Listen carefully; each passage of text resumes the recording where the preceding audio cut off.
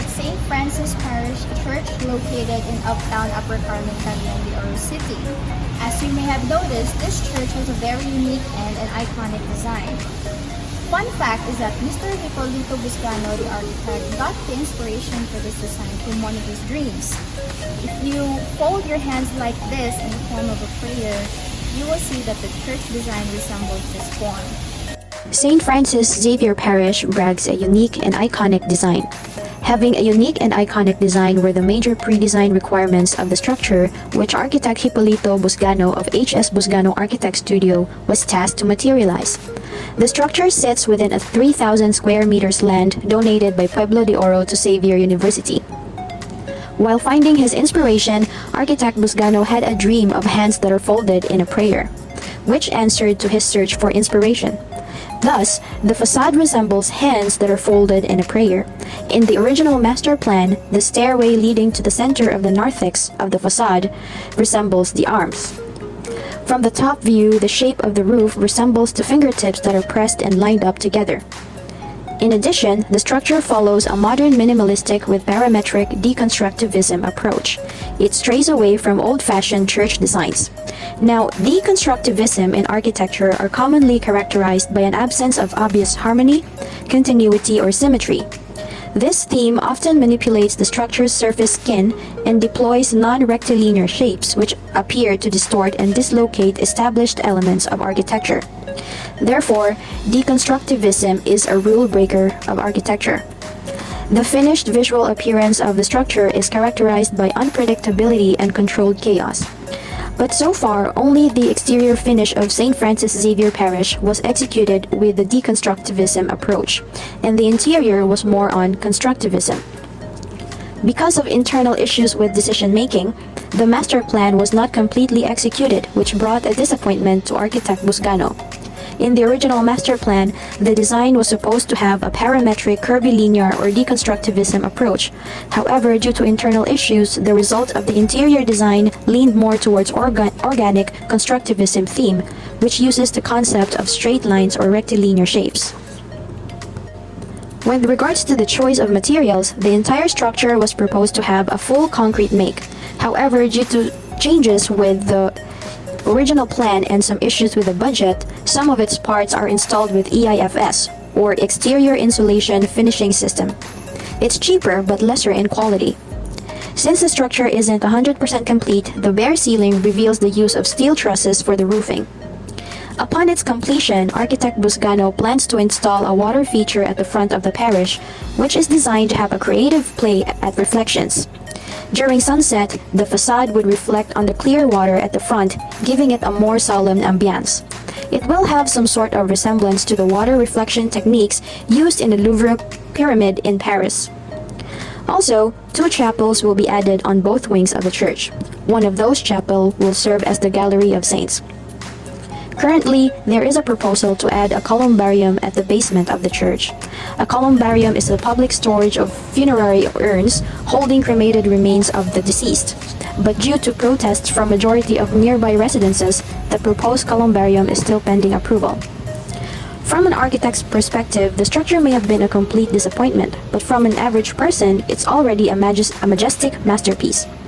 It is our first time to witness a church breaking the very rules of architecture, and I can't wait for this parish to be completed. In 2011, the initial budget was 70 million pesos, but because the structure took longer to build, the estimated cost now runs over 100 million pesos. The stained glass of St. Francis Xavier was cost over 6 million pesos. The art was designed by Mr. Ronald Kraut of Kraut Art Glass, installed by the in front of St. Francis Xavier of the church. The challenges were the original design was not able to be executed due to changing of designs and the budget of it.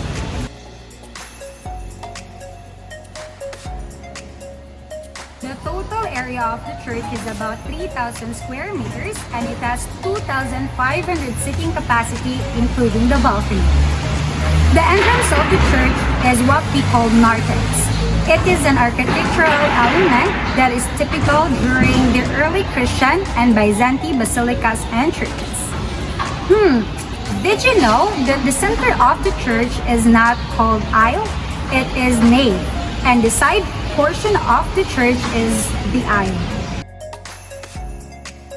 The original Spanish church, after it was rebuilt 104 years ago, was destroyed during the American attack in the year 1945. Only the facade feature of the church and the wooden cross in front survived the bombardment. Sooner after the war, the American missionary James T.G. Hayes decided to rebuild the church with a Gothic-inspired architecture style. A Gothic-inspired architecture is a style developed in France which came from the Romanesque approach known simply as the French style, before being considered into the Renaissance art during the Rebirth period. Thus, it is called Gothic. The St. Augustine Metropolitan Cathedral is a Roman Catholic church located in Cagayan de Oro City, Philippines. The cathedral, dedicated to St. Augustine, Bishop of Hippo, is the ecclesiastical seat of Cagayan de Oro City. In the inside of the church, you can see the nave, which is the central and principal part of a Christian church extending from the entrance, which is the narthex.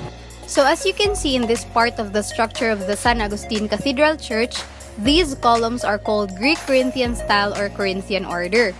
The word Corinthian describes an ornate column style developed in ancient Greece and classified as one of the classical orders of architecture.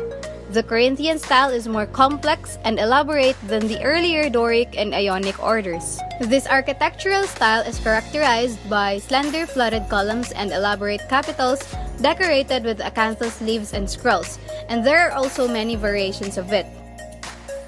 The cathedral sits promontory near the Carmen Bridge, always vigilant over its flock of religious and watchful over the Cagayan de Oro River, which, just like the church, has been an iconic symbol of the city.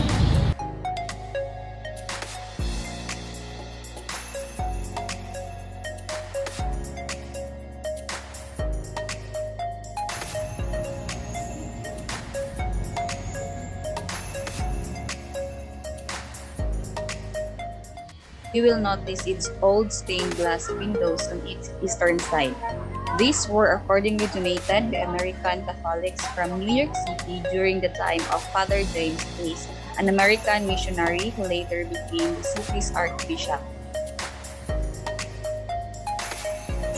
Did you know that this church was destroyed by an attack from the Sultan of Maguindanao, Kachil Kudrat, or Sultan Kudarat, whose soldiers razed the church to the ground?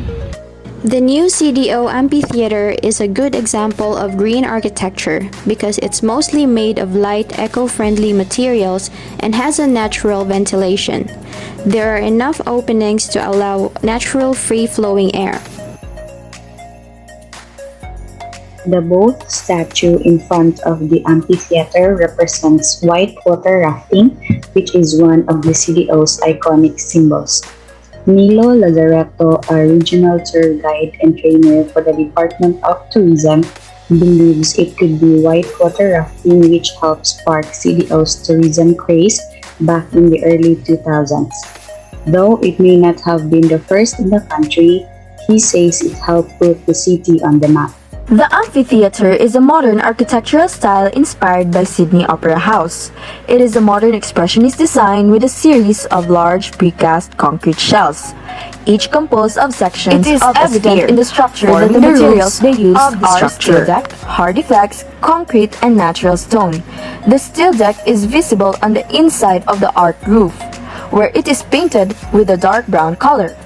The hardy flex is also used in some parts of the structure.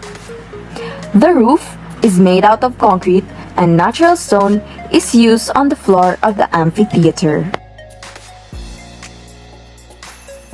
The community amphitheater was built during the term of the Cagayan de Oro's first elected mayor, Justiniano R. Borja.